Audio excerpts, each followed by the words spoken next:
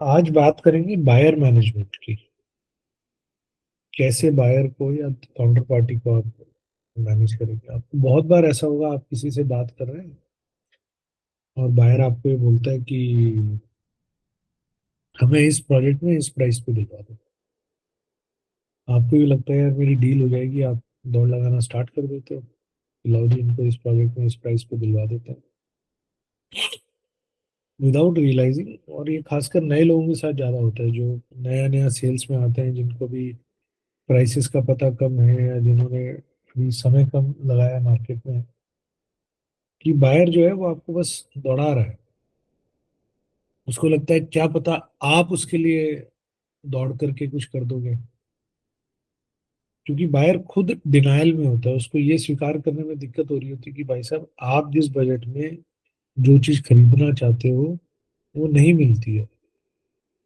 अगर मिल रही होती तो आप मेरे लिए वेट नहीं कर रहे होते। मैं तो आज से अगर पहली बार फोन पर बात कर रहा हूँ या दूसरी बार फोन पर बात कर रहा हूँ या कहीं मिला हूँ आपसे बाई चांस, आप खुद उसको नहीं कर पा रहे हो और अब आप सोच रहे हैं कि मैं पता नहीं क्या चमत्कार कर दूं, मेरे हाथ में कौन सी जादू की छड़ी है। Because the buyer himself is in a denial, himself or herself is in a denial।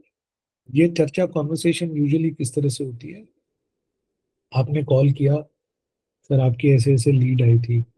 हाँ जी आई थी, बताएं सर मैं आपके लिए क्या कर सकता हूँ। या आप कोल्ड कॉल करते हैं तो कहता है जी वो हमको ना 1 करोड़ में, हमारा 1 करोड़ का बजट है और हमें आप सिग्नेचर ग्लोबल सेक्टर 79 के फेज 1 में रेडी टू मूव में दिला दो। वो इतनी स्पेसिफिक जब आपसे बात करता है तो आपको कुछ समझना चाहिए कि भाई सिग्नेचर ग्लोबल सेक्टर 79 का प्रोजेक्ट जिसमें वो बोल रहा है रेडी टू मूव में दिलवा दो 1 करोड़ में, कोई ताजमहल नहीं है जिसका रास्ता सबको पता है। Signature global sector 79 Connaught place भी नहीं है कि जहाँ मेट्रो जाती है और लोगों के आम संज्ञान में वो चीज रहती है। सिग्नेचर ग्लोबल सेक्टर 79 गुड़गांव के कोने में एक बिल्डर का प्रोजेक्ट है, जहाँ पे लोगों को लेके जाना पड़ता है साइट विजिट करवाने। ऐसे में अगर कोई बायर आपसे इतना स्पेसिफिक पूछ रहा है कि ऐसे करवा दो, तो आपका उससे पहला प्रश्न ये होना चाहिए, बजाय इसके कि हाँ जी बस अभी लीजिए सर, मैं पता नहीं कौन से जादू के पिटारे में से निकाल करके आपको यूनिट दे दूंगा, कि सर आप कितने टाइम से ये ढूंढ रहे हैं।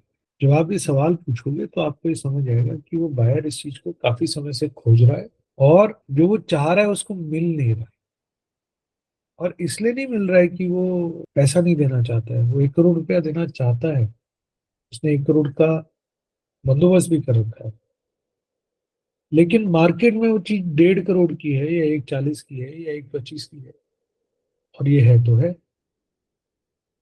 इस सच को उसको स्वीकार करने में दिक्कत होती है।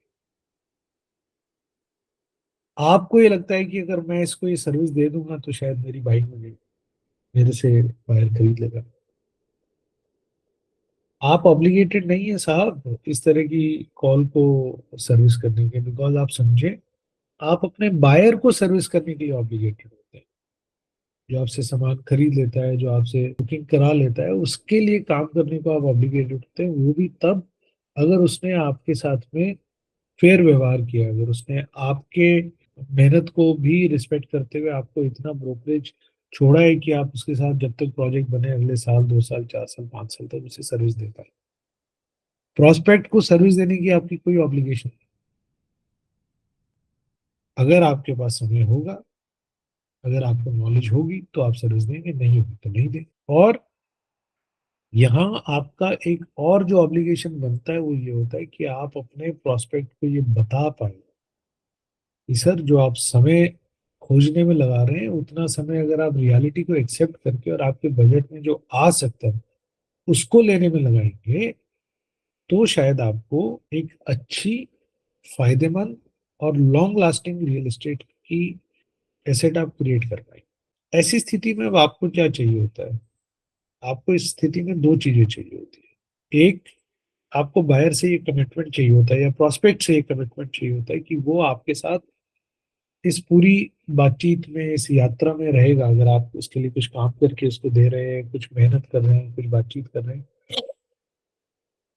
कोई इनपुट निकाल करके, ऑप्शंस बना करके उसको देंगे, तो वो आपके साथ बना रहे। और अगर वो किसी स्टेज पर ये छोड़ता है, तो वो आपको बता करके मना करेगा कि नहीं भाई, हम आगे नहीं खरीदना चाहेंगे, आपसे बातचीत नहीं, घोस्ट आउट नहीं करेगा। तो आपको उससे काम करने से पहले ये कमिटमेंट्स लेनी चाहिए कि सर, मैं आपके कहने से चलिए काम करता हूँ, मैं खोजता हूँ, मैं ढूंढता हूँ, इस प्रोजेक्ट में नहीं दूसरे में ढूंढता हूँ, मैं आपके लिए काम करता हूँ। क्या मुझे आपसे ये कमिटमेंट मिलेगी सर कि आप भी, अगर मुझे इस चीज में 15 दिन, महीना, 2 महीना लगता है, मैं हो सकता है आपके मन की चीज निकाल पाऊँ, ना निकाल पाऊँ, मैं हो सकता है आपकी प्रेफरेंसेस है उनको मीट कर पाऊँ, ना कर पाऊँ, और आप ना खरीदना चाहें। बट क्या मुझे भी आपसे एक इंसानी तौर पर ये कमिटमेंट है कि आप मुझे देन एक क्लियर बताएंगे कि नहीं भाई, मैं नहीं करना चाहूंगा। ऐसा नहीं है कि मेरा फोन ही उठाना बंद कर दे, ये काम तो आप मुझसे फ्री में करवा रहे हैं, मुझे इस काम का पेमेंट तो दे नहीं रहे। तो इतनी ईमानदारी क्या मैं आपसे उम्मीद करता हूँ। और जब तक आपको ये कमिटमेंट नहीं मिले, आपको बायर के लिए बेहिसाब भागना शुरू नहीं कर देना चाहिए। ये आपका हक है इतना कमिटमेंट लेने का, कि बायर भी आपके साथ काम करे। उसके बाद आपको बायर से कैसे आगे कम्युनिकेट करना होता है, कि सबसे पहले उसे ये बताएं कि आप उसके लिए क्या कर सकते हैं, फिर ये बताएं क्या नहीं कर सकते हैं, फिर ये बताएं कि वो डिले करते रहेंगे, डिली डाली बताता हूँ, सोचता हूँ, करता हूँ, उसके क्या इम्पैक्ट्स होते हैं। उसके बाद फिर बताएं आप क्या कर सकते हैं। और अगर उसके बाद वो आपसे काम करना चाहेंगे, तो जो मैंने शुरू में कहा ये बातें, फिर से उनसे आपको उनकी कमिटमेंट को रिपीट करना चाहिए।